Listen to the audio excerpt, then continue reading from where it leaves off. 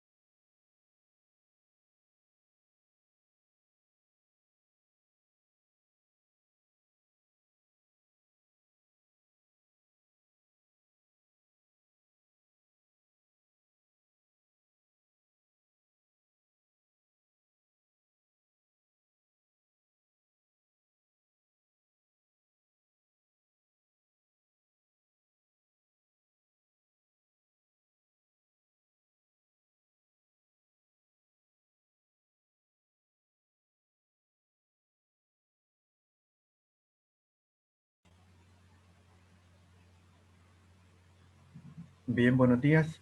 Vamos a dar inicio al módulo 3.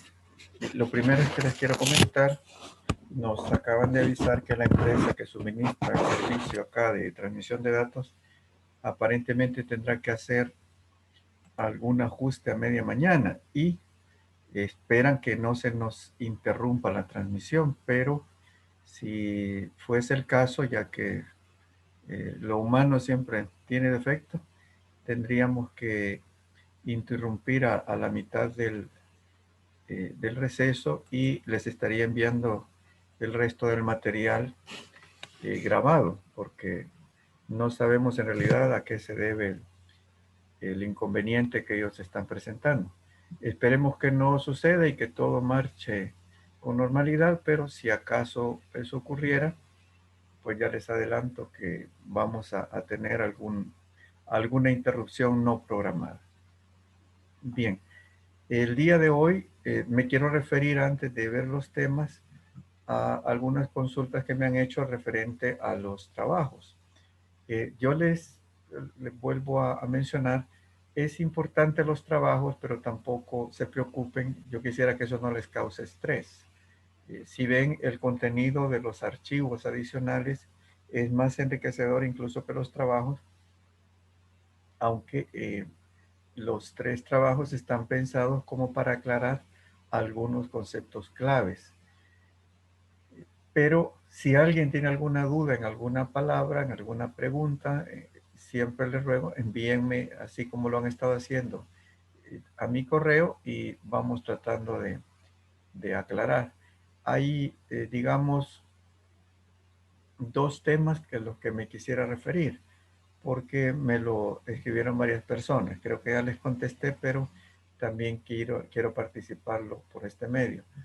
Uno, cuando en el artículo 6 nos dice la LACAP que el Ministerio de Hacienda va a emitir la política anual de compras públicas solo para el órgano ejecutivo, de alguna manera se malinterpretó que la LACAP solo se aplica para el órgano ejecutivo y eso no es así. Lo que nos habla el artículo 6 es la política de compras públicas. Las políticas públicas son un instrumento aparte de la ley. Son una herramienta para gestionar o resolver problemas y por eso tienen normalmente una vigencia de 1 año. Pero la ley es de obligatorio cumplimiento siempre que haya compras o adquisiciones con fondos públicos, ya sea del órgano ejecutivo, del legislativo, del judicial o de las municipalidades. Incluso los entes privados como en ONG que tengan convenios con instituciones públicas y realicen procesos con compras públicas tienen que apegarse a la LACAP.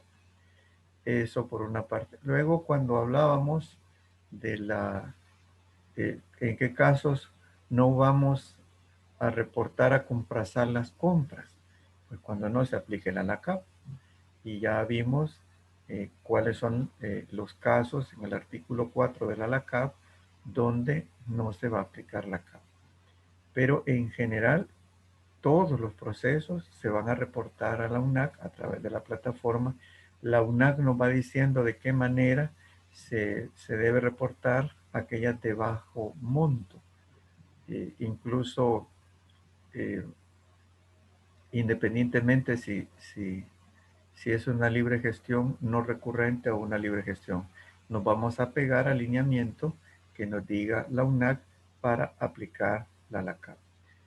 Como siempre, vamos también a tener al final de esta presentación el último ejercicio del diplomado. Para el módulo 4 no hay tarea exaula. La del día de hoy es la última y consiste más en un ejemplo para aclarar un concepto.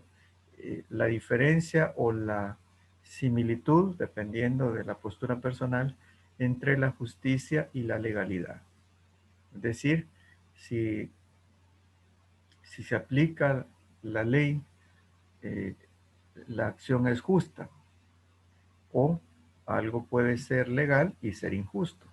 Entonces, en eso consiste la tarea, en presentar la opinión personal, digamos, si considera que algo siempre que se aplica una ley es que se está impartiendo justicia, o si considera que al aplicar una ley se puede ser injusto. Entonces, para mostrar la postura personal, todas las posturas personales son válidas, correctas, Lo que yo solicito es un ejemplo, un caso tomado de las noticias, de YouTube, de donde quieran que me lo envíen al correo. Esto es la última tarea con lo que se cierran las 3 actividades evaluadas de este diplomado. También les van a llegar, como siempre, los otros archivos que en este caso son un poquito de jurisprudencia. Los temas que vamos a abordar hoy son las garantías, los recursos, prórrogas, multas, inhabilitación, sanciones, cesación y extinción de contratos. Y luego la postura nuestra como institución respecto al concepto de justicia y legalidad. Si bien cada participante tiene el derecho de opinar como mejor le parezca sobre la justicia y la legalidad, nosotros les presentamos ahí cuál es nuestra postura, a quién respalda el derecho, aunque considere en lo personal que la razón le asiste, no siempre le va a asistir porque depende de los puntos de vista. No así la legalidad, eso es lo que está expresamente escrito. En cuanto a garantías, repito, vamos a presentar como siempre lo que corresponde a una licitación o concurso público. Son los casos en los que se tienen que exigir las 4 garantías que vamos a mencionar. Los recursos que están establecidos en la LACAP no todos están vigentes ya porque la ley de procedimiento administrativo es clara y debe aplicarse, con alguna excepción que quedó vigente en algunas leyes como la LACAP. Luego, cuando aplican las prórrogas, cuándo se puede conceder, qué beneficios o qué complicaciones le pueden traer al contratista si no la solicita, el cálculo de las multas, la inhabilitación, en qué consiste, las sanciones, pues multas e inhabilitación son parte de las sanciones, pero también puede haber sanciones para empleados y funcionarios de la institución. Y luego, cuáles son, en qué momento estaremos hablando de cesación y extinción de contratos. Con esto, pues vamos a abordar ya. Les dejo este pequeño cuadro. ¿Sí? ¿Alguien levantaba la mano? Yo, fíjese que yo le mandé una pregunta el día lunes, pero no recibí respuesta Si gusta, la acerca compartimos acá para... acerca del primer cuestionario, porque yo tenía dudas con lo del fondo circulante o la caja chica. Y es Ajá. que yo pensé de que se podría utilizar el fondo o la caja chica en los casos de libre gestión, como en el artículo 69, donde permite el anticipo, o en el caso de la contratación directa, en cuanto califique como un caso urgente, que lo ve el artículo 73 de la LACAP. Entonces no sabría si en eso se aplicaba o no. Sí, mire, en ese caso lo que estamos queriendo dejar claro es que la caja chica o fondo circulante no la regula la LACAP. Depende de cada institución. Lo que la LACAP nos va a regular es la forma de escoger al contratista, la forma de contratarlo, digamos, valga la redundancia. Si se va a pagar mediante fondo circulante o tiene que hacer un trámite en tesorería, eso ya no lo regula la LACAP. A veces hay confusiones. A mí me han preguntado, mire, es que yo mandé a comprar algo y como lo pagué de caja chica, no lo voy a reportar a Comprasal. Eso no es así. Si lo puede pagar de caja chica es porque el reglamento de fondo circulante de la institución o el instrumento correspondiente le faculta que cierto monto lo pague de la caja chica. Pero todas las compras se deben reportar a Comprasal, dependiendo pues si no cae dentro de las excepciones del artículo 4. Pero por decirle, si estamos hablando de una alcaldía de menos de 10,000 habitantes, lo más seguro es que el fondo circulante andará por unos $500. Entonces, cualquier compra que esté arriba de $500, ellos tendrán que hacer un trámite en tesorería, aunque sea una libre gestión no recurrente. A lo mejor la compra solo es por 2,000, pero a ellos su reglamento de fondo circulante solo les permite efectuar pagos de $500 y que todo lo que esté arriba de ese valor hará el trámite normal en tesorería o pagaduría. Pero el proceso para escoger al contratista, al proveedor, eso es lo que regula la CAP. La idea de la pregunta es dejar bien claro que el manejo o no de la caja chica no es el ámbito de aplicación de la LACAP. El ámbito de aplicación de la LACAP es cómo vamos a escoger al contratista y siempre vamos a reportar a Comprasal. Lo que ocurre es que a veces la UNAC nos dice, mire, si es una libre gestión no recurrente, usted haga el proceso y lo reporta después y envía el comprobante de pago. Y si así lo dice la UNAC, pues así lo vamos a hacer, pero siempre se va a reportar. Lógicamente no va a tener sentido que se compró una manguera para mantenimiento de un camión y va a ser todo un proceso igual al de la libre gestión. Por eso es que la UNAC nos da un proceso más sencillo. Pero la UNAC no nos va a regular si podemos o no pagar de la caja chica, porque eso lo regula otro instrumento. Y si le pongo el ejemplo de una alcaldía pequeña donde el fondo circulante a lo mejor solo son $500, hay otras instituciones donde el fondo circulante puede ser $10,000, $50,000, $100,000. Imagínense cuánto será el fondo circulante del Seguro Social. Yo no sé cuánto es, pero supongo que es mucho mayor a $500. O la alcaldía de San Salvador, que el fondo circulante maneja varias cajas chicas. Entonces, ellos te estarán facultados para hacer pagos de la caja chica mucho mayor a $500. ¿Solo esa era su pregunta o había otra? No, solamente esa, muchas gracias. No, con mucho gusto. A mí me gusta, pues, lástima que a lo mejor no se lo contesté a tiempo y le ruego disculpas, pero ya que lo mostramos acá, así todo el mundo lo oye. Habrá gente que ya lo sabía, pero habrá gente que tal vez no había tenido la oportunidad de preguntarlo o no quiso preguntarlo. Así que le agradezco pues su comentario. En cuanto a garantías, aquí vamos a abordar algo del anticipo. Si ve precisamente el anticipo, no siempre lo solicitan las empresas. Como hoy no estamos enfocando en garantía, vamos a hablar de garantía de anticipo. Pero antes, la garantía de mantenimiento de oferta. Un dato curioso es que recuerdan que les mencioné en el módulo 1 que la LACAP no se ha modificado, pero en el módulo 4 les vamos a hacer llegar lo que quiere el Ministerio de Hacienda que se modifique. Quiere que se modifique la LACAP. Y una de las modificaciones que quiere que se le hagan a la LACAP es que la garantía de mantenimiento de oferta ya no sea obligatoria.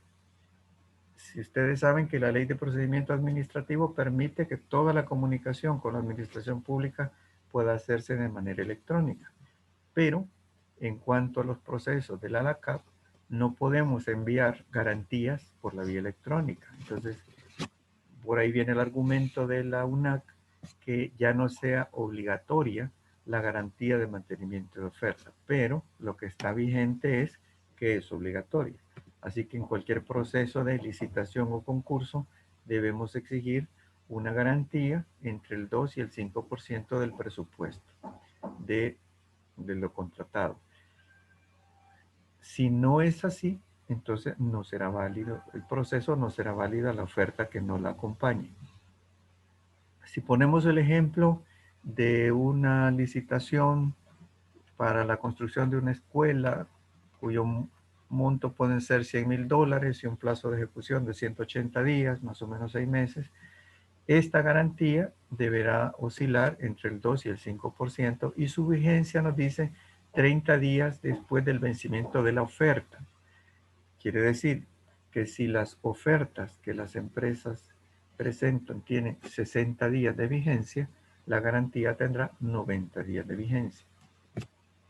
Luego, si tienen en mente aquella lámina del ciclo de compras públicas, esto es la etapa en la que las empresas llevan sus ofertas y a cada una la acompañan de la garantía de mantenimiento de ofertas. Se recuerdan que después viene la etapa de adjudicación, que cuando queda en firme, la garantía de mantenimiento de oferta se le devuelve a las empresas que no ganaron y a la ganadora le exigiremos la presentación de la garantía de cumplimiento de contrato. ¿Por qué?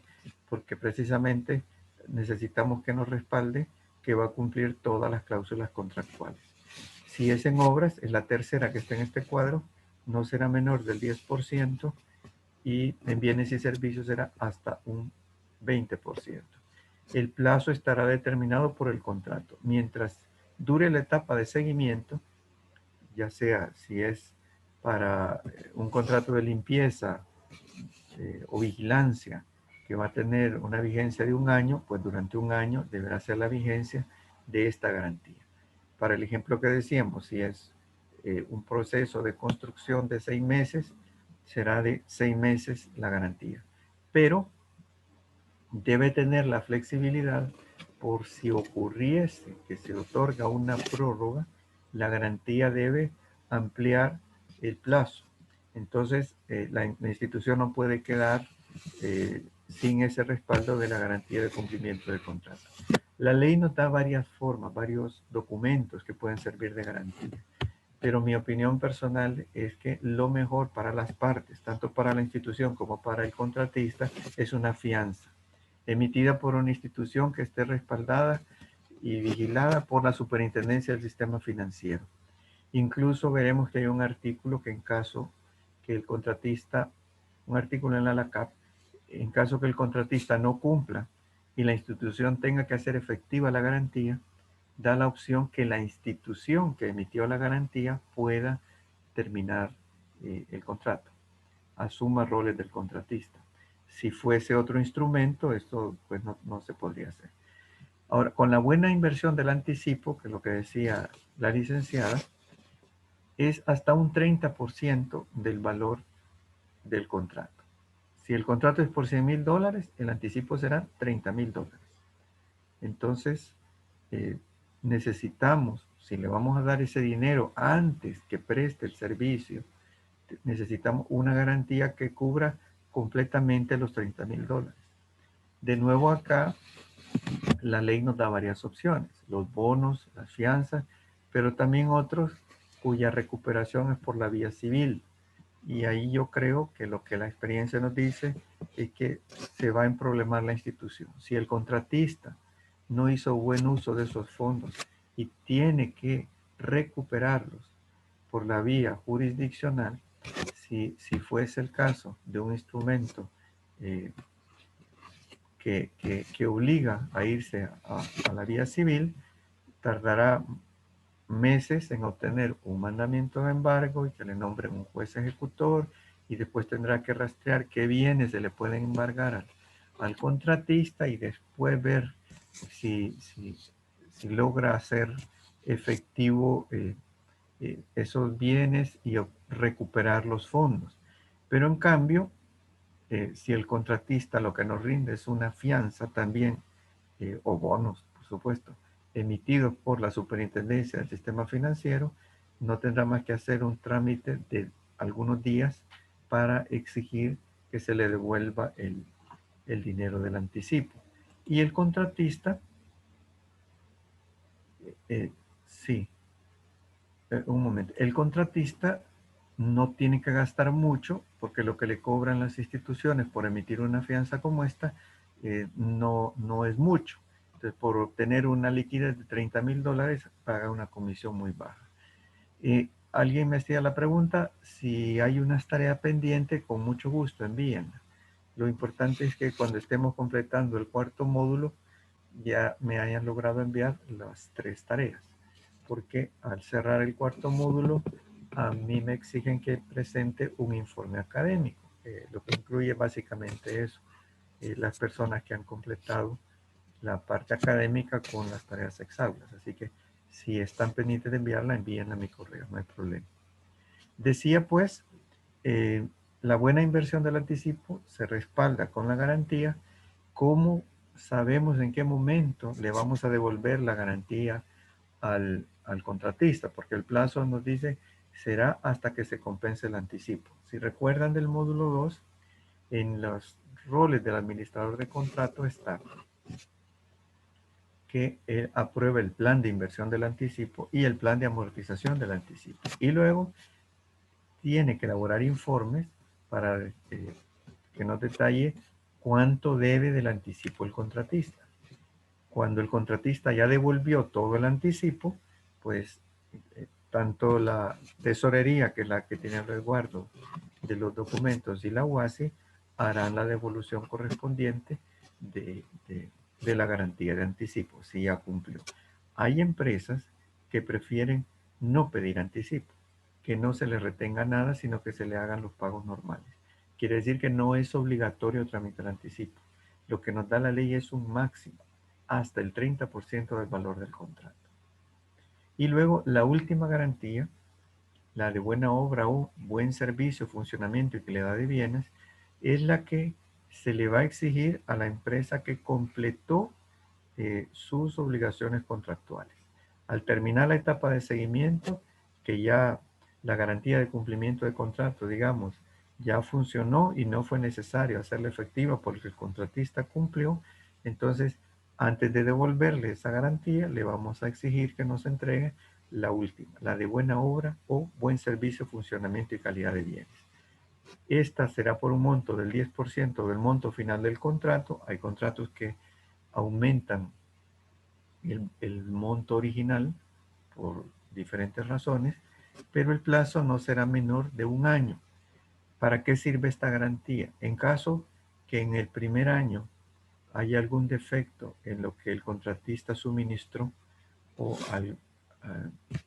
nos entregó, pues se le tiene que hacer el reclamo correspondiente. Si no responde, si no a aquello que es su responsabilidad, la institución puede echar mano de este recurso y hacer efectiva esta garantía y reparar los daños correspondientes, sin mayor trámite. El plazo, pues, decimos que no menor de un año. Ya hay experiencias de instituciones que han exigido garantías de buena obra hasta por plazos de 5 años. Y los contratistas lo han aceptado y las empresas afianzadoras también. Entonces lo que la ley nos da es un mínimo, no menor de un año. Si por alguna circunstancia especial están exigiendo más, pues están cumpliendo la ley. Bien, este cuadro les resume, ¿sí? ¿Alguien levantó la mano? Sí, licenciado, buenos días. Buenos días. En el caso de la garantía de mantenimiento de oferta, ¿es opcional para la institución solicitarla? En licitación o concurso es obligatorio. Ah, en libre gestión no. En libre gestión no. Ah, ok, está bien. Sí, sí. Gracias. Eso, como decía, es de las propuestas de reforma que quiere el Ministerio de Hacienda que se le hagan a la ALACAP, que ya no sea obligatorio. Incluso está proponiendo un instrumento, una especie de carta de compromiso, que esa sí se puede enviar por forma electrónica, porque lo que ellos quieren, dicen, es que todo el proceso se pueda hacer en vía electrónica y que cualquier empresa de cualquier parte del mundo pueda participar en compras públicas con el Estado de El Salvador. Entonces, la ALACAP fue emitida en el año 2000, cuando no existía la tecnología actual, ya va a cumplir 21 años. Entonces, están proponiendo una serie de reformas para que a través de las TICs, a través de un smartphone y una tablet, desde cualquier parte del mundo se pueda presentar ofertas en una licitación o concurso. Como les digo, eso es parte del módulo 4. Ahí verán ustedes la propuesta que tiene el Ministerio de Hacienda para que se reforme la ALACAP. No para que se reforme el reglamento, que eso ya lo reformó el Ejecutivo el año pasado. Yo les envié a ustedes el diario oficial correspondiente. Sino que hoy ellos quieren que se reforme la ALACAP, pero la ALACAP solo la pueden reformar los diputados. Entonces, lo que nos hicieron llegar fue 20 ítems donde resumen ellos su propuesta de reforma. Y esta precisamente, la garantía de mantenimiento de oferta, es una de esas reformas. Bien, vamos a mencionar acá los recursos que todavía van a seguir vigentes en cuanto a lo que establece la ALACAP. Artículo 76, recurso de revisión. Recuerdan que habíamos mencionado en el módulo 2, cuando viene el proceso, la etapa de adjudicación, el titular envía la resolución de la notificación a la UASI la comunica, la hace pública y además la comunica a los la notifica a los participantes y hay un plazo en el que ellos pueden expresar si consideran que no es correcta. Podría ser que se esté declarando desierta o podría ser que se esté adjudicando al primer lugar y alguno de los participantes considere que eso no es correcto. Entonces, la ley nos permite la interposición de un recurso y en ese caso la adjudicación pues ya no va a proceder, ya no se puede contratar porque si otro de los participantes interpone este recurso. Y el otro se refiere a sanciones. Un recurso que puede presentar la empresa o la persona a la que le va a aplicar alguna sanción. Bien, el artículo 76 nos dice, de toda resolución o adjudicación o declaratoria de desierto pronunciadas en los procedimientos de contratación regulados por esta ley que afectaren los derechos de los particulares, procederá el recurso de revisión interpuesto en tiempo y forma. Si vamos a la otra lámina de los actores del ciclo de compras públicas, podrán ver que en la parte inferior izquierda está la CEAN, Comisión Especial de Alto Nivel. Esa comisión solo va a existir en el caso que una empresa interponga el recurso de revisión. Para dar respuesta, el titular va a tener que nombrar esa comisión. El otro, como vemos acá, artículo 156, dice, concluido el término obligatorio o si la prueba no hubiera tenido lugar, deberá resolverse en definitiva de conformidad a esta ley. De la resolución solo podrá interponerse recurso de revocatoria por escrito ante el titular dentro de los 3 días hábiles siguientes a la notificación respectiva. Interposición del recurso de revisión. Este es el de la adjudicación o declaratoria desierta. El recurso de revisión es la forma que tienen los oferentes de manifestar su inconformidad ante la administración pública de la resolución que adjudica o declara desierta una licitación o concurso público. Este procedimiento es la única forma en sede administrativa de impugnar la resolución del resultado de un proceso de licitación o concurso público. Con la interposición de este se agota la vía administrativa. Entonces el interesado todavía podría pues ir a la vía jurisdiccional. Antes no, si no ha agotado la vía administrativa. Perdón, recurso de revisión. Artículo 77 de la LACAT. Interposición del recurso. Deberá interponerse por escrito con razones de hecho y derecho ante el funcionario que dictó el acto del que se recursa. Sería nuestro titular. 5 días hábiles contados a partir del día siguiente al de la notificación. El recurso será resuelto por el mismo funcionario dentro del plazo máximo de 10 días hábiles posteriores a la admisión del recurso.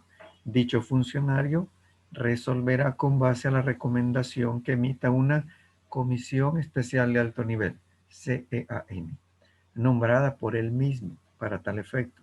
Contra lo resuelto no habrá más recurso. El silencio administrativo es favorable. Cuidado con los plazos cuando somos parte de la administración pública.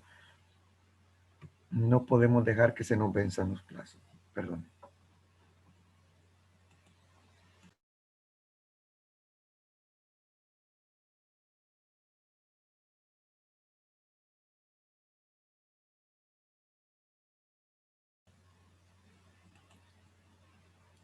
No son los datos los que están fallando, sino que mi voz. Si el recurso no fuere presentado en tiempo y forma, será inadmisible mediante resolución razonada contra la que no habrá recurso. Entonces, aquí estaría la CEAN, ya mencionamos y lo volveremos a decir acá.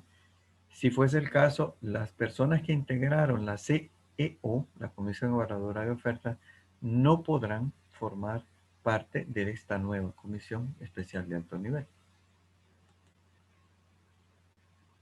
Este es artículo 73 del RELACAT, del reglamento de la LACAT. La Comisión Especial de Alto Nivel, a que se refiere el artículo 77, inciso segundo de la ley, deberá estar conformada con las personas idóneas para cada caso.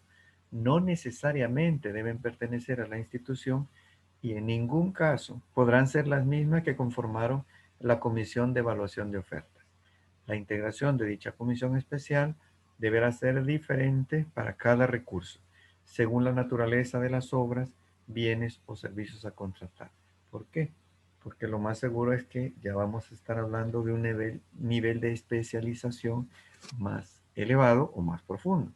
Por decir, podría ser que una de las empresas, cuando vio la resolución que la adjudica al que quedó en primer lugar en precio, revisa y diga, mire, pero ustedes le están adjudicando porque es el más barato. Pero si se fijan bien, no cumple las especificaciones técnicas.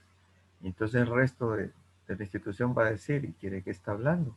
Pues porque la norma número no sé qué, no sé cuánto dice que tal producto debe ser regulado.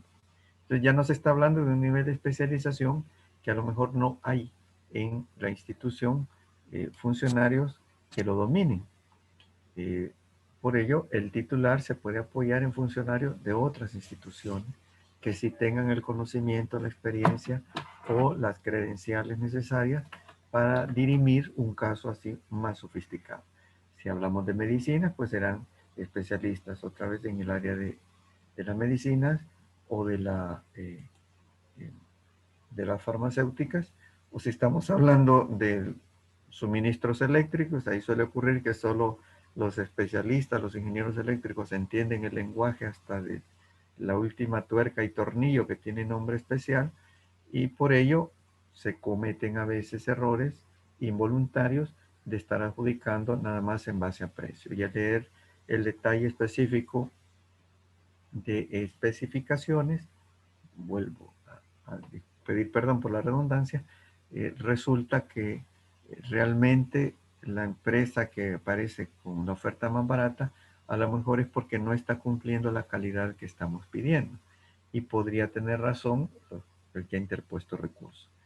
Luego, esto lo que nos está diciendo es que el titular va a resolver, pero no lo puede hacer por su propia valoración. Tiene que basarse en en el dictamen que le haga llegar esta comisión especial de alto nivel. Y suele ocurrir a veces que tengan razón, o bien la declaratoria de desierta, que también la abordaremos en el módulo 4. ¿Cuándo se declara desierta una licitación o concurso? Podría ser que se declaró desierto y alguno de los participantes considera que no procede, que debería adjudicarse. Entonces también puede interponer recursos para la declaratoria de desierto. Bien, para las personas que se están integrando, les participo que nos dijeron que podríamos sufrir algunas fallas técnicas en la transmisión. Espero que no ocurran, pero si acaso nos quedamos fuera del aire, les estaríamos enviando una grabación complementaria por la parte de los temas que no alcancemos a abordar por fallas técnicas. Yo espero y confío que eso no ocurra, pero se los adelanto. Bien, seguimos avanzando. Les voy a dejar esta lámina. Como siempre, están todos los artículos. Por cuestión del tiempo, pues no podemos desarrollarlos todos, pero es importante, es un resumen que yo considero valioso y cada participante pues tendrá áreas de mayor interés. Entonces les quedan ahí lo que se refiere a prórrogas de contratos, cuáles son los artículos de la ley y del reglamento, de la vigencia del contrato, de los plazos y de la garantía. Yo me voy a referir a prórroga de plazo. Está regulado por el artículo 86 de la LACAP y 76 y 83 del RELACAP. Aplica a órdenes de compra. Las órdenes de compra pueden ser por iniciativa del contratista o pueden ser por iniciativa de la institución. Si fuese de un caso o del otro, aplica una prórroga. Si el retraso del contratista se debiera a causa no imputable al mismo, debidamente comprobada, tendrá derecho a solicitar y a que se le conceda una prórroga equivalente al tiempo perdido. Ocurrió el año pasado en muchos casos por las tormentas tropicales y huracanes que nos visitaron o por la misma pandemia, que muchos contratos no se pudieron ejecutar en la forma normal y el retraso no fue atribuido al contratista. Entonces, ellos podían solicitar una prórroga. Ahora, es importante que la soliciten, o sea, no se la van a otorgar de oficio, la tienen que solicitar y la tienen que documentar. El administrador de contrato hará el informe correspondiente. El administrador de contrato no autoriza prórrogas. Él las va a gestionar ante la UASI, pero tampoco las va a otorgar, a gestionar de oficio.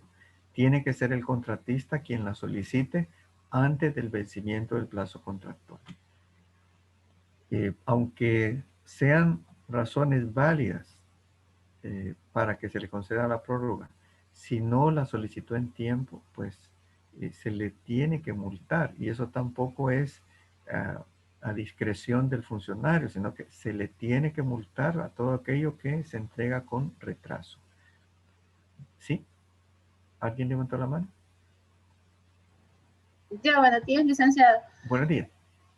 Una consulta, y en estos casos de las prórrogas, ¿se tienen que ingresar en el portal de Comprasal?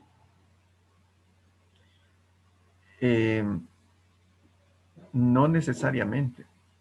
Bueno, si hay modificación en el contrato, ahí sí tenemos que estar informando a la UNAC.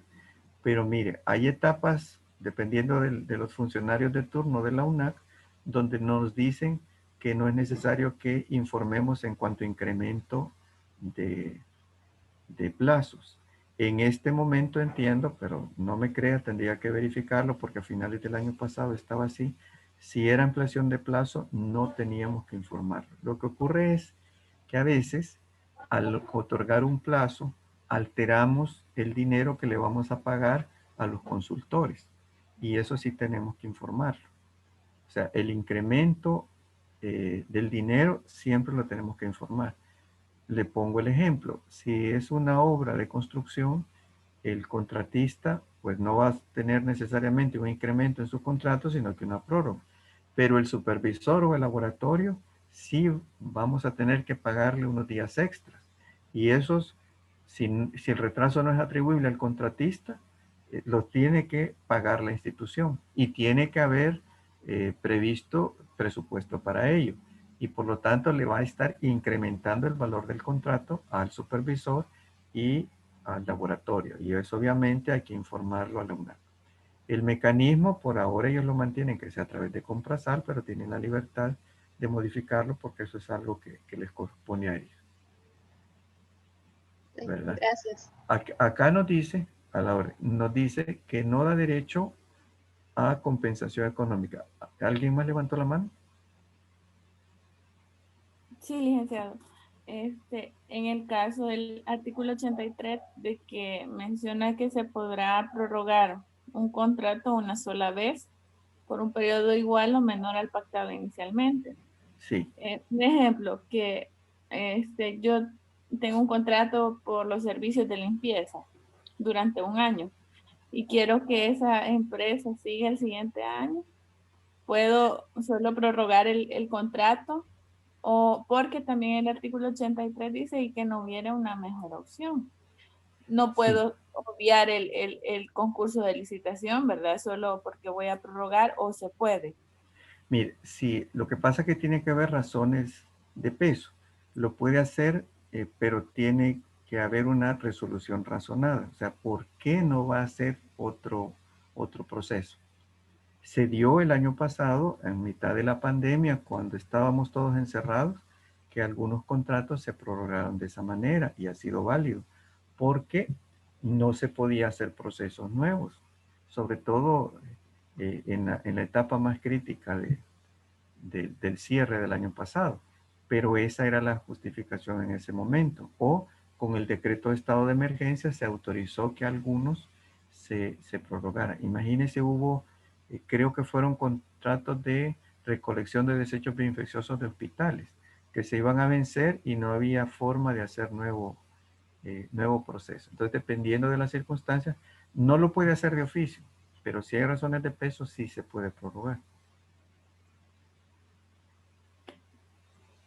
Pero digamos que en Sí, el caso de que genere competencia y todas las ofertas que me presentaron son mucho mayores a las anteriores.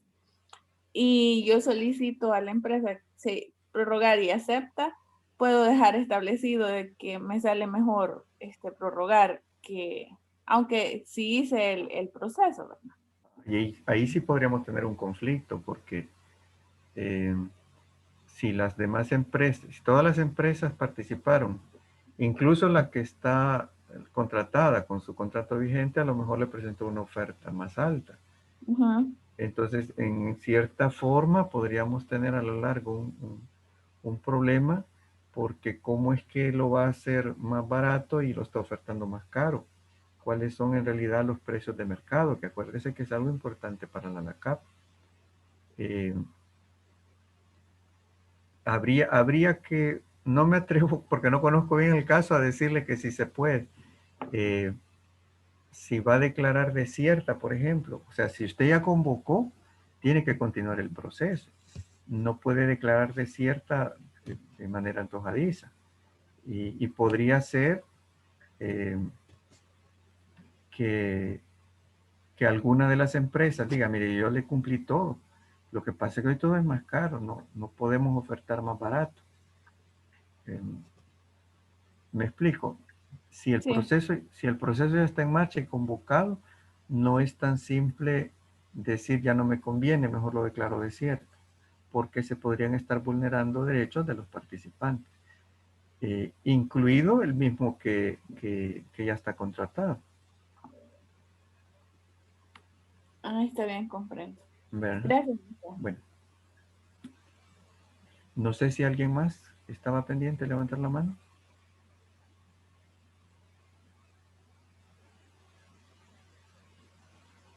Bien. Les decía algo que quería agregar en cuanto a la prórroga. Lo importante es no da derecho a compensación económica.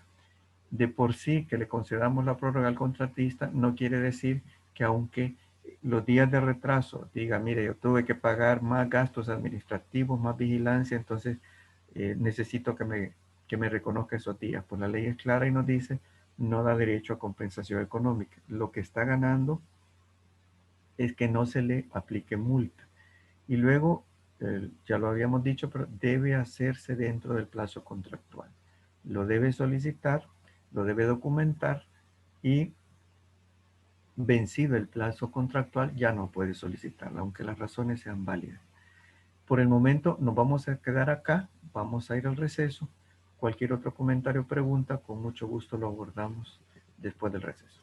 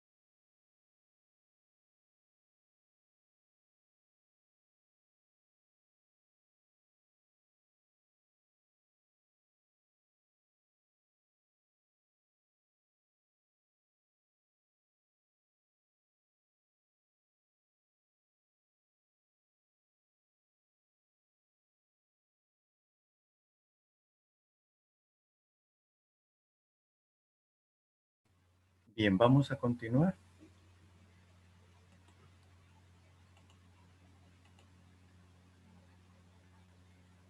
Modificación de contratos.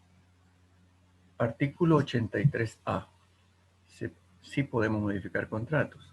Antes del vencimiento del plazo, por circunstancias imprevistas y comprobadas, los contratos de obra mediante órdenes de cambio y no debe exceder del 20%. Dicho límite no aplica en casos de estado de emergencia o interés público.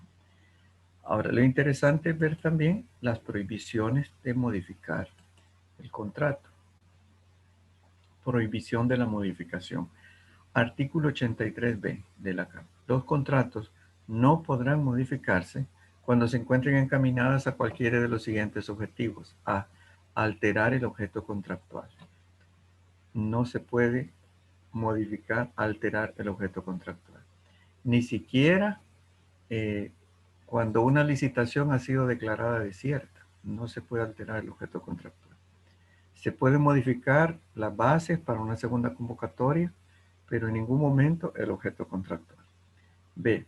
Favorecer situaciones que corresponden a falta o inadecuada planificación de las adquisiciones o convalidar la falta de diligencia del contratista en el cumplimiento de sus obligaciones. Si nos iba a suministrar algo y quedó expuesto a la intemperie y como en enero no llueve, no tomaron las previsiones y sí llovió, eso pues tiene que responder el contratista y no podemos, por la falta de diligencia, modificarle, emitirle algún documento que le permita resarcir las pérdidas. Esta es una pequeña lista, es obvia para mucha gente, pero incumplimientos contractuales. Mora en el cumplimiento de obligaciones. Las multas que esto implica están en el artículo 85, que la veremos a detalle dentro de un momento. Falta de presentación de garantías. No suministro de bienes o servicios o suministrarlos en cantidad o calidad inferior a la pactada. No ejecución de obra. Incumplimiento de aspectos técnicos. Para el artículo 85, los señores de la UNAC nos hicieron llegar una circular donde ellos muestran cómo se calcula, cómo se aplica el artículo 85. El día de hoy no vamos a hacer ningún cálculo. A cada participante, pues como siempre, le llegará una copia y ahí puede ver en los 4 casos que ellos nos resumen cómo hicieron el cálculo. Porque depende de los días transcurridos, depende del monto de lo que se está entregando con mora y depende si es una libre gestión, concurso o contratación directa. La multa va a cambiar en los diferentes casos. Esta es otra lista de artículos, importante tomarla en cuenta. Nos han puesto en la ilustración una obra que aparentemente va empezando, pero ya le pusieron el sello de vencido. Si ven, ya se retrasó.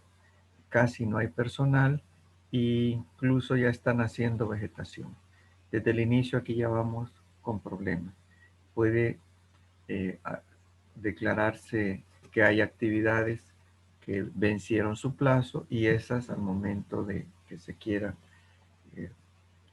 dar por recibidas, pues tendrá que aplicársele multas. La imposición de multas es artículo 85. El plazo de reclamos relativos al contrato, es importante revisar el artículo 99 porque si no se libera de responsabilidad al contratista. El incumplimiento de las partes da lugar a la extinción del contrato. Y veamos, el artículo 100 dice de las partes, no solo el contratista puede incurrir en incumplimiento. El artículo 113 es al que me refería al inicio. Si la garantía de cumplimiento de contrato es una fianza, el fiador puede terminar la obra. Luego, el artículo 117 nos regula la devolución de las garantías. El 147, los efectos del incumplimiento puede ser la ejecución de garantías. Y el 147 bis, las sanciones. Imposición de multa por mora. La imposición de multa es una sanción administrativa. Esta hoja está tomada, copia y pega del manual de la UNAC. La imposición de multa es una sanción administrativa establecida en la Ley de Adquisiciones y Contrataciones de la Administración Pública, la CAP, a consecuencia de la mora en el cumplimiento de obligaciones en los contratos y órdenes de compra. Se entenderá por mora el cumplimiento tardío de las obligaciones contractuales por causas imputables al contratista. No puede realizarse el procedimiento de imposición de multas hasta que se haya realizado la entrega tardía de lo pactado. O sea, aunque sepamos que ya se atrasó, mientras no lo haya entregado, no se puede multar. En el caso de los contratos, cuando el porcentaje de la multa por mora represente hasta el 12% o más del valor total del mismo, procederá a la caducidad del contrato y la ejecución de la garantía de cumplimiento del contrato. O sea, no puede quedar eternamente aquello retenido. Si ya el cálculo de la multa llegó al 12%, procederá la caducidad del contrato. Para la imposición de una multa a un contratista, la institución deberá seguir el debido proceso establecido en este manual. Aquí hay que tener cuidado. Esos procesos deben estar apegados a la Ley de Procedimiento Administrativo. Entenderíamos que la UNAC actualizó su manual a partir de agosto del año pasado, que era el plazo que daba la Ley de Procedimiento Administrativo para todas esas actualizaciones. Multas. Este es el artículo 85 que nos está diciendo cuántos dólares. Cuando el contratista incurre en mora por el cumplimiento de sus obligaciones contractuales por causas imputables al mismo, podrá declararse la caducidad del contrato o imponer el pago de una multa por cada día de retraso de conformidad a la siguiente tabla. 1. Es relativamente poco, pero puede golpear a cualquier empresa. En los primeros 30 días del retraso, la cuantía de la multa diaria será del 0.1% del valor total del contrato. ¿Eso en dólares cuánto es? 10 centavos diarios por cada 100 dólares. Entonces, para muchos dirán, pues para una empresa eso es casi nada. 2. En los siguientes 30 días de retraso, la cuantía de la multa diaria será del 0.125% del valor total del contrato. 3. Los siguientes días de retraso, la cuantía de la multa diaria será del 0.15% del valor del contrato. Cuando el total del valor del monto acumulado por multa represente hasta el 12% del valor total del contrato, procederá la caducidad del mismo, debiendo hacer efectiva la garantía de cumplimiento de contrato.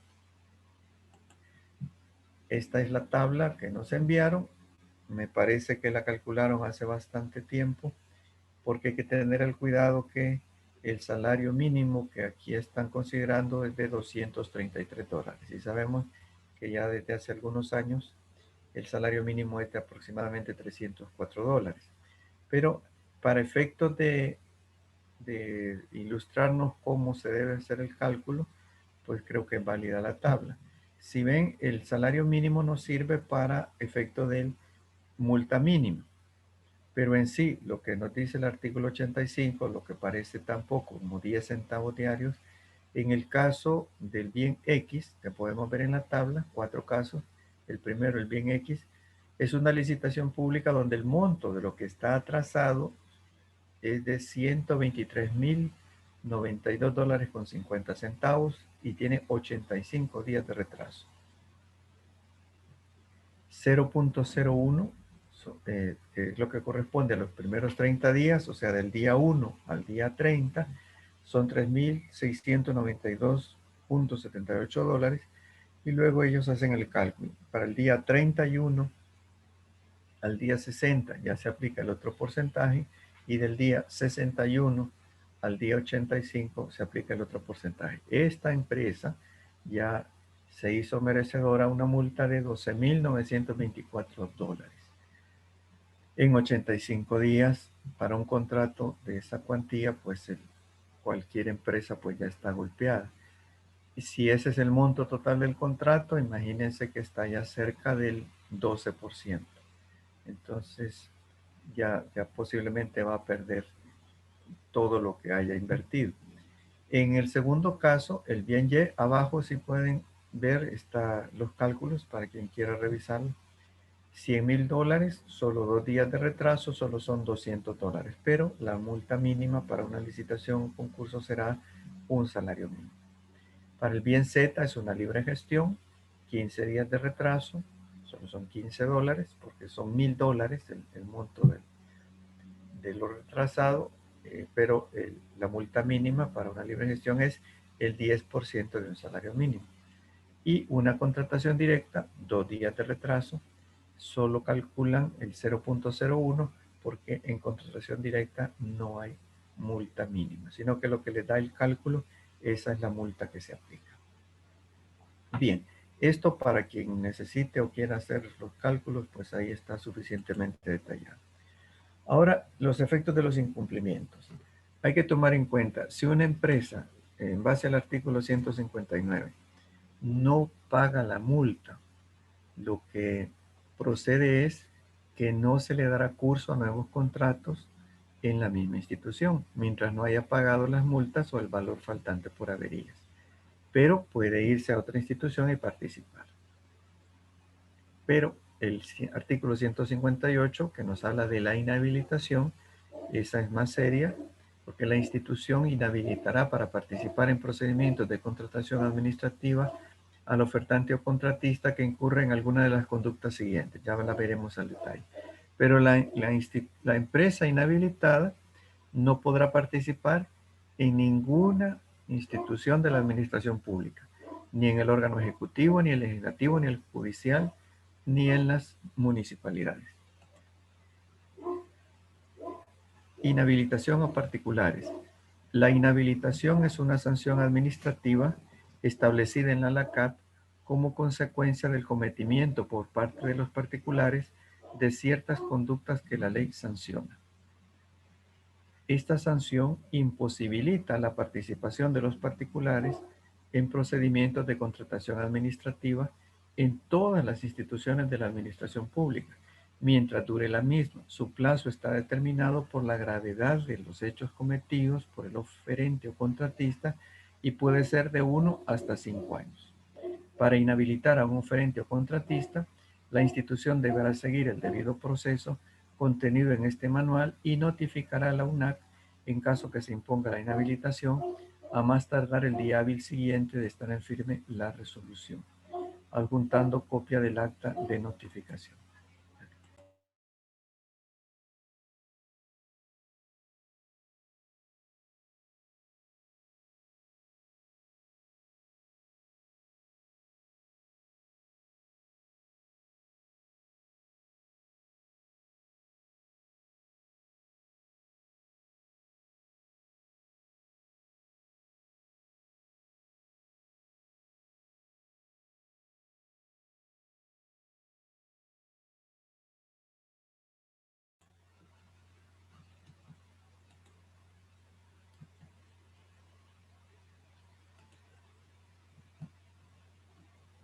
Procedimiento para aplicar sanciones a particulares.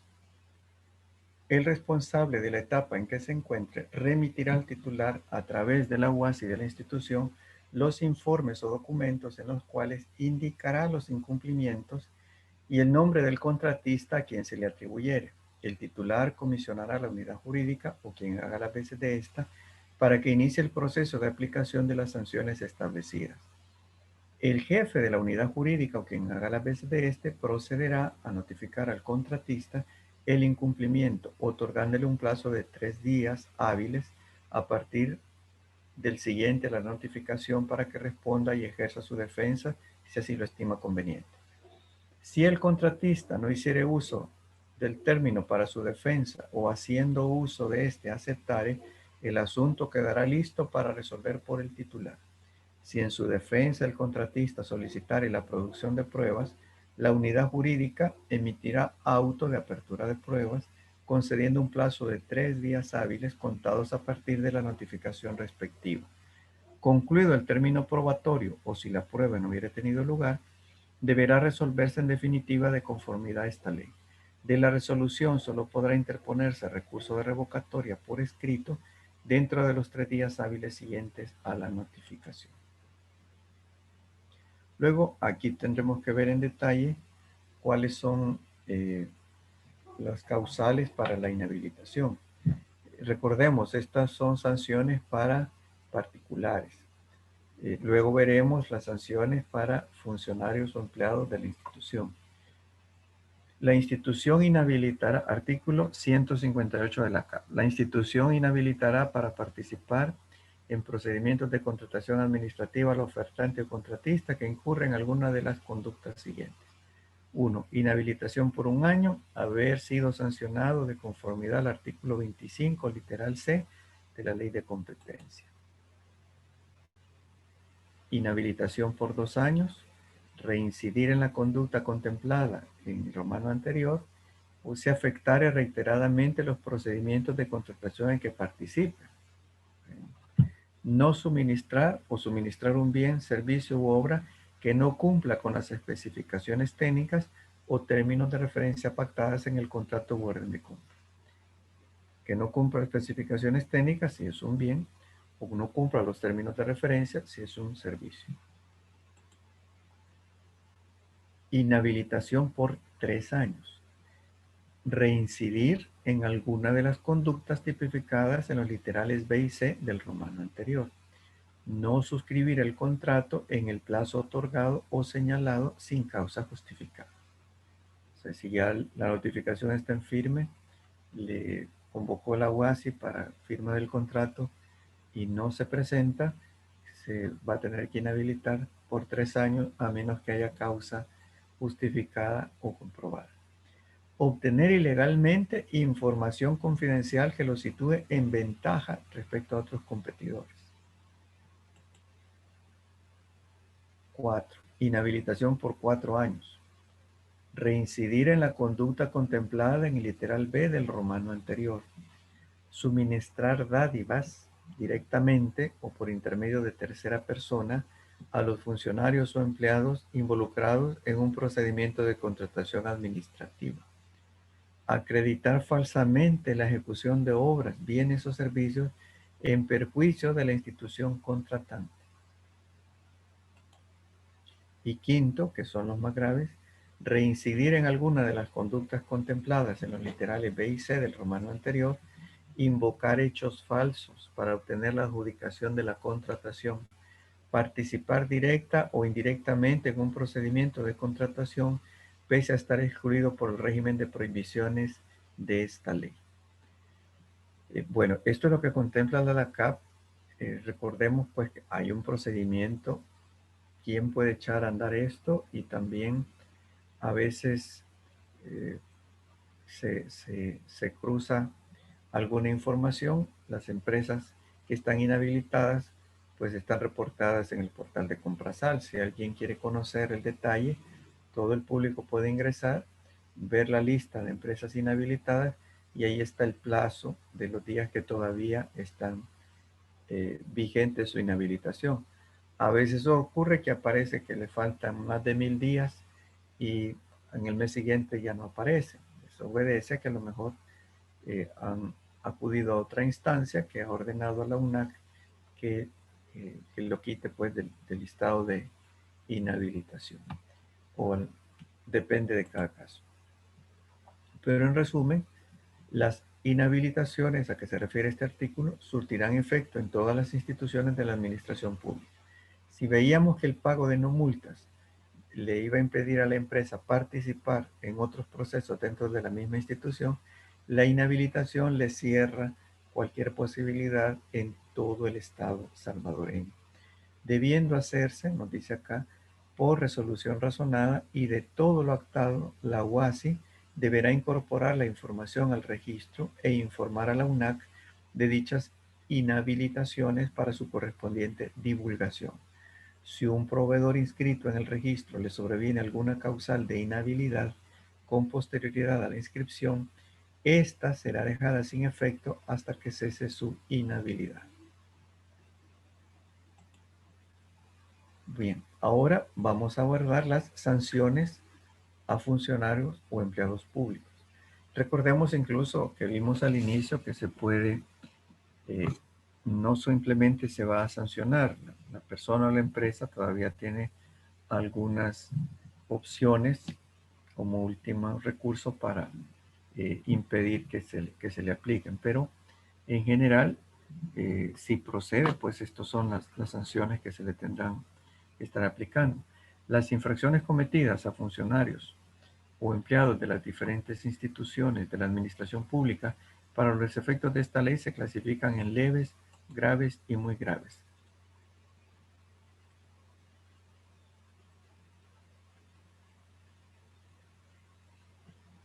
Bueno, me dicen acá en el caso de una institución que está gestionando fondos, una institución privada que está gestionando fondos públicos y hay incumplimiento de un contratista. Lo que ocurre es que normalmente el instrumento por el que se transfieren esos recursos de parte de la administración pública a un ente privado, puede ser una ONG, debe contener los mecanismos para ese tipo de casos. Por decir, no puede una institución privada tomarse por su iniciativa atribuciones de la administración pública. Debe ser a través del convenio donde quedó claro cómo se va a manejar todas las aplicaciones de la LACAP. Y en caso que haya un vacío, pues ahí mismo debe haber un mecanismo para que nos diga, mire, incumplió, aquí están los informes y lo que procede es aplicar esta multa. Si no está bien establecido en el convenio correspondiente, pues debe notificarse al funcionario que tenga esa competencia en la administración pública para esta sanción o para cualquier otra actividad relacionada con ese convenio. Pero entendería, normalmente los convenios sí ya tienen establecidos los mecanismos, pero como digo, si ha quedado el vacío, pues se debe hacer la notificación para no absorber la responsabilidad. Infracción leve. No incorporar oportunamente la documentación pertinente al expediente administrativo. Recordamos que vimos en el módulo 2, incluso el administrador de contratos debe llevar su propio expediente. Si no lo hace, está incurriendo en una infracción leve. No permitir el acceso a contrataciones de forma injustificada a las personas involucradas en el proceso posterior a la adjudicación del mismo. Omitir en los informes, dictámenes y actas datos relevantes para el estudio de las ofertas, cuando se determine que los conocía con anterioridad a la presentación del informe o dictamen. No remitir o no proporcionar oportunamente a la UNAC la información requerida. Un caso parecido no era multa, pero lo conocí en una institución. La supervisión se enteró, ahí no era que había un ente privado manejando fondos públicos, sino que la supervisión se enteró del mal desempeño del contratista e informó a la UAS y a donde correspondía porque se habían presentado otras ofertas, las mismas empresas. Entonces, de alguna forma, la Corte de Cuentas 2 o 3 años después se puso a revisar que en paralelo la misma empresa estaba teniendo mal desempeño, que incluso implicaba inhabilitación y estaba presentando ofertas. Y precisamente este artículo 151 es el que llegaron ellos a chequear. Obviamente, la supervisión es una empresa privada, es un consultor que, digamos, su obligación era informar. Pero internamente la UASI hizo del conocimiento de la Comisión Evaluadora de Ofertas aquel informe. Haberlo ocultado, precisamente a lo que se refiere este artículo, omitir en informes, dictámenes y actas datos relevantes para el estudio de las ofertas. Entonces, tenemos un caso de un ente privado que inicia un mecanismo interno para dar cumplimiento a la aplicación de la ley. Infracción grave. Retrasar injustificadamente la recepción de obras, bienes o servicios. Así que cuidado si somos administradores de contratos con este artículo. Recibir o dar por recibida obras, bienes o servicios que no se ajusten a lo pactado o contratado o que no se hubieran ejecutado. Siempre muy delicado. Aunque le den la orden, siempre será responsable de sus actos y omisiones. Infracción muy grave. Causar un perjuicio patrimonial debidamente comprobado siempre que la acción fuera realizada con dolo, fraude, impericia, negligencia o mala fe en el procedimiento para contratar o en el control de la ejecución. Entonces, dependiendo, pues, repito, esta es la infracción muy grave. Las sanciones que están contempladas en la LACAP son las siguientes. Infracción leve. Se realizará una amonestación escrita del superior jerárquico.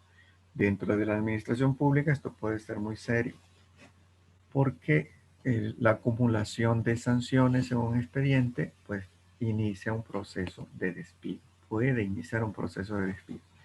Infracciones graves.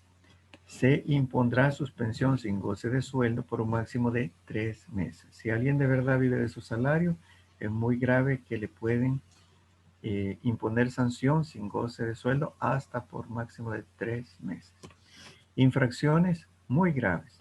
Despido o terminación laboral sin responsabilidad para la institución, sin perjuicio de la responsabilidad civil y penal a que hubiera lugar. O sea, además del despido, podrá haber responsabilidad civil con la que le pueden embargar y responsabilidad penal con la que le pueden mandar a la cárcel, aunque ya le han aplicado las sanciones que aquí están establecidas en la LACAP. Por eso es importante que tengamos claro la diferencia entre aplicar la ley y lo que cada persona considera justo o injusto.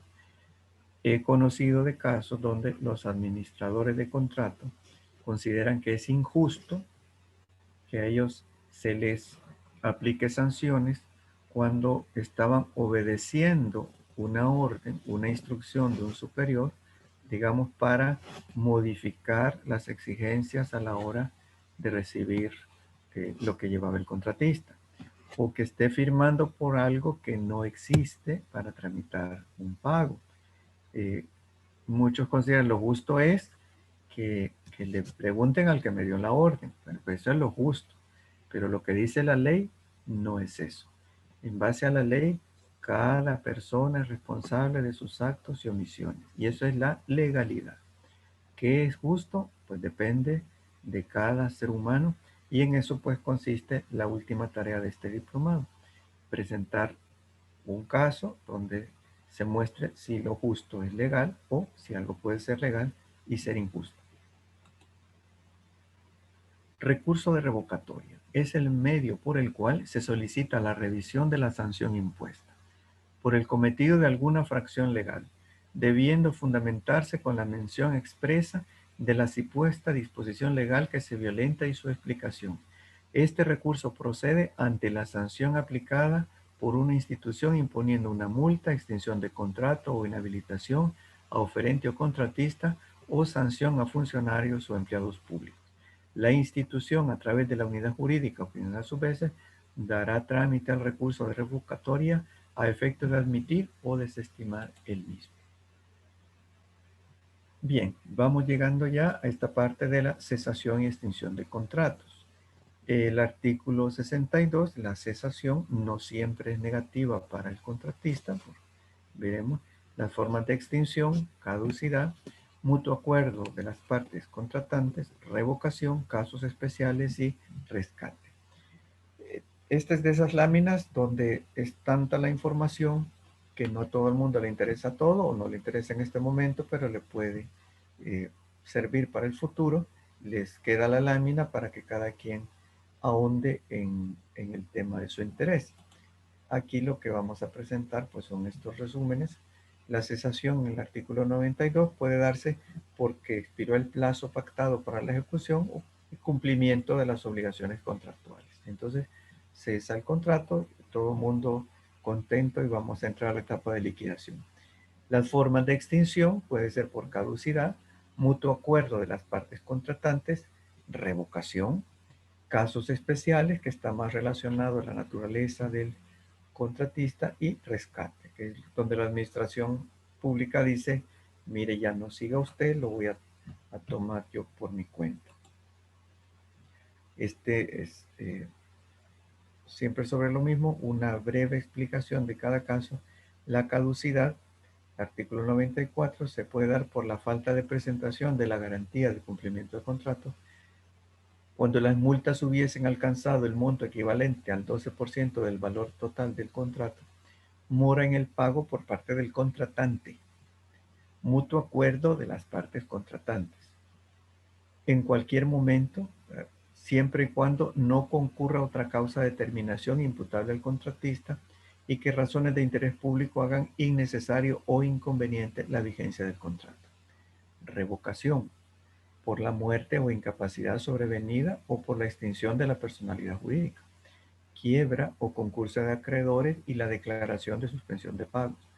Por modificación de las obligaciones contractuales impuestas por la institución contratante. Por caso fortuito o fuerza mayor que afectare significativamente la ejecución del contrato. Y luego, casos especiales, fusión de sociedades o escisión de sociedades. Y el rescate, artículo 98 de la CAP, opera en casos de concesión de obra o servicio público y la administración pública pasa a administrar dicho servicio o a ejecutar la obra. Bien, hasta acá pues hemos llevado los temas que dijimos al inicio. Esta es nada más la parte introductoria ya para aclarar la parte del último trabajo. Normalmente para los profesionales del derecho esto es sumamente sencillo, pero como siempre, ya que estamos participando con gente de diferentes disciplinas, hemos creído importante estos minutos incorporar estos dos conceptos, justicia y legalidad. Cada participante tiene derecho a tener su postura personal. Eso no es parte de la evaluación. Lo que yo solicito es un caso, un ejemplo, para que se muestre si lo justo es siempre legal y si lo legal siempre es justo. Pero ¿qué es justicia? Para nosotros, el término justicia proviene del vocablo latín justitia, que resulta difícil de definir en español, ya que este sería de acuerdo a la cultura y valores propios de una comunidad, así como también a la cosmovisión de cada individuo. La justicia es a grandes rasgos la virtud de dar a cada cual lo que le corresponde. Entonces, si vemos que es justo, no es lo mismo aquí que en Roma, ni en China, ni en el Polo Norte. Depende del lugar, de la cultura y los valores. Y son propios de cada comunidad, lo que considera justo. La justicia, como dije, es la virtud de dar a cada cual lo que le corresponde. Esto puede utilizarse teniendo en cuenta las limitaciones de la justicia como poder o bien, estableciendo lo equitativo en base a lo razonable. Entonces, ¿qué es razonable para nosotros en Latinoamérica en siglo XXI? No es lo mismo que para los antiguos romanos que nos dieron este vocablo hace ya más de 2000 años. Y en otra región del mundo, en el Mediterráneo, ni siquiera en este continente. Era legal en aquella época la esclavitud. Era normal que el pueblo conquistado fuese vendido como esclavo. Y en Roma llegó a haber más habitantes esclavos que personas libres. Era tan difícil y caro fabricar un vaso que era considerado una joya. Entonces, en Latinoamérica, en la actualidad, si alguien rompe un vaso, pues habrá que botarlo. Y nadie va a ir a la cárcel porque rompe un vaso. Pero en la antigua Roma, ellos aplicaban esto, la virtud de dar a cada cual lo que le corresponde. Si un esclavo rompía un vaso, lo que le corresponde es latigazos. Eso a nosotros no nos parece justo. Pero desde la visión de aquella gente en aquella época y en aquel lugar, eso era lo justo, darle lo que le corresponde, latigazos. Incluso el concepto de patria potestad de aquel momento es muy distinto al actual. Y nos parecerá cruel porque somos de otra época y de otra cultura. Y digo todo esto como para ver en pequeños ejemplos cómo va cambiando el concepto de justicia que todas las personas tenemos.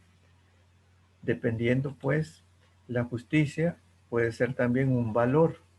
La justicia como valor moral sostiene la vida en sociedad. Responde a la idea que cada persona obtiene lo que le corresponde, lo que le pertenece o lo que se merece. Entonces se incomoda cuando alguien está gozando de algo que no se merece. Pero Lo juzgamos con nuestra cultura y nuestra visión. Es un principio ético que la mayoría de las personas del mundo decide respetar en pos de vida armoniosa y civilizada. Ahora, la justicia en el ámbito judicial. Nos vamos acercando al concepto de legalidad. Dentro del ámbito judicial, este concepto se utiliza para hacer alusión a reglas y normas que condicionan los accionares de las personas o instituciones a partir de autorizaciones, prohibiciones y obligaciones que deben ser respetadas. Para el establecimiento de estos condicionamientos, las sociedades suelen tomar como base el consenso proveniente de la mayoría de los individuos en una sociedad con respecto a aquello que es considerado como malo o bueno.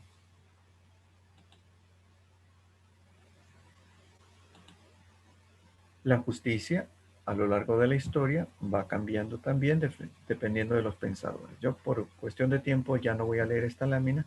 Aquí mencionan a 3 filósofos, Platón, Aristóteles y Santo Tomás de Aquino. ¿Por qué los contrastan? Platón y Aristóteles son de la Grecia clásica. Platón era el maestro de Aristóteles y Aristóteles fue maestro de Alejandro Magno, del de verdad, no el de la película, sino que el real de allá de Macedonia.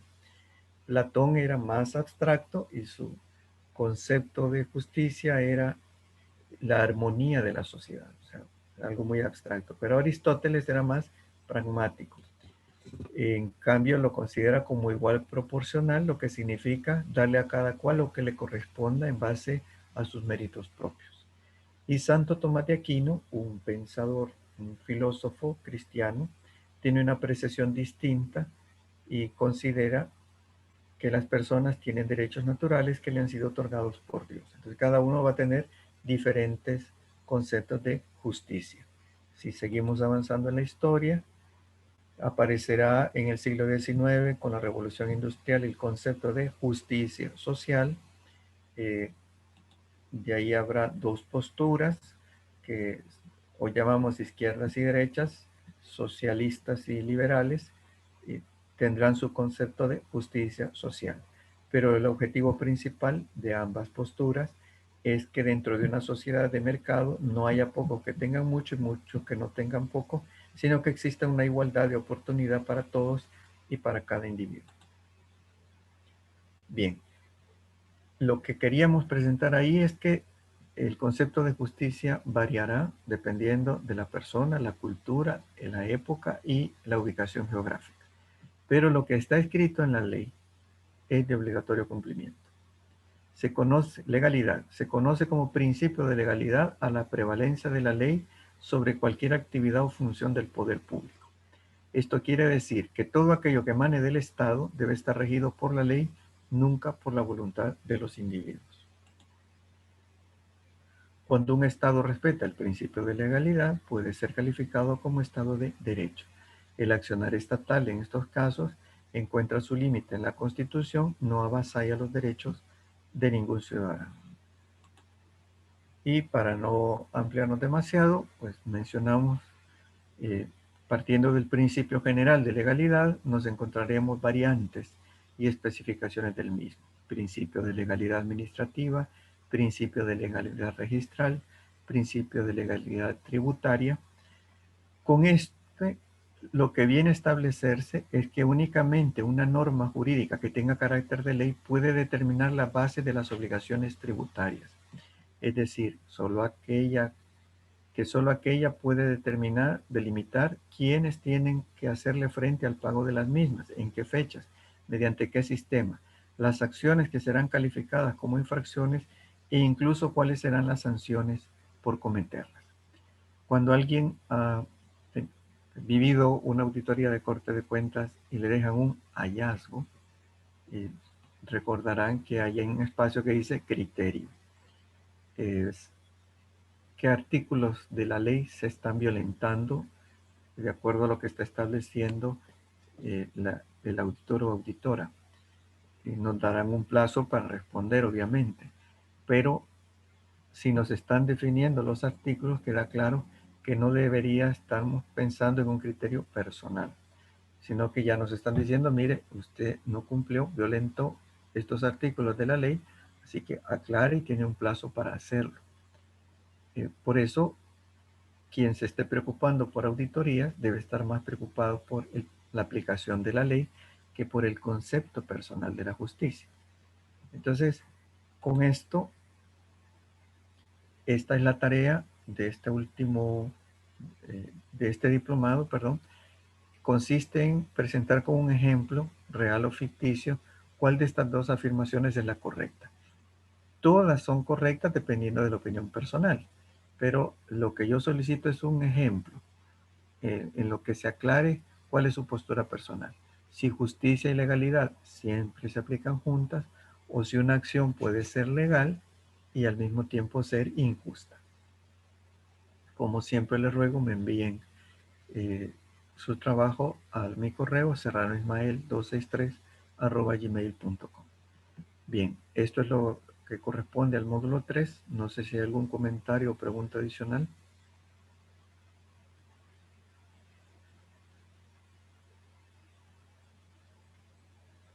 Si no, pues les agradezco nuevamente su atención. No me resta más que agradecerles toda la labor que han hecho. Gracias a Dios no hubo inconveniente en la transmisión de datos y hemos logrado completar hasta el final. Y les deseo un feliz fin de semana para ustedes y sus familias. Gracias, licenciado. Feliz fin de semana. Igualmente. Saludos a todos. Gracias.